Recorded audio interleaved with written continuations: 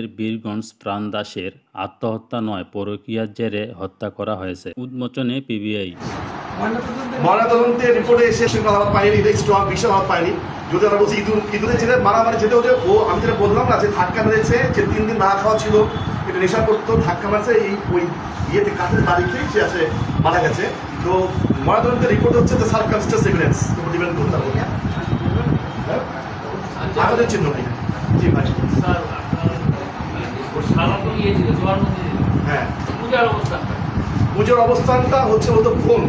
পূজার অবস্থান হচ্ছে যে ওই যে প্রাণ দাস তার ওয়াইফের সঙ্গে দ্বন্দ্ব, পূজার মেয়েরা যে এক্সট্রা অ্যাফেয়ার্স থাকা করে সেগুলো বাড়ি চলে আসছে, এরা যে জানতে পারছে মূলত এটা নিয়েই তর্ক, পূজাকে নিয়ে যাবে, পূজাও সহযোগী। এই যে ও যে ঘরের ভিতর দরজা আটকে মেরেছে, মেরেছে অবশ্যই তার বাবা মা পূজাকে বলেছে, তারা মিলেই কিন্তু নামটা করেছে।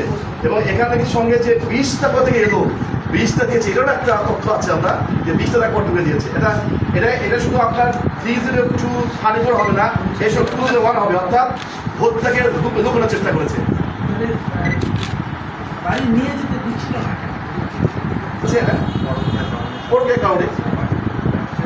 আর প্রাণদাসের সঙ্গে সংযোগ করবে না, এই তো। হ্যাঁ এরকম, কিন্তু প্রাণদাস আবার প্রাণদাস বউ ছাড়বে না।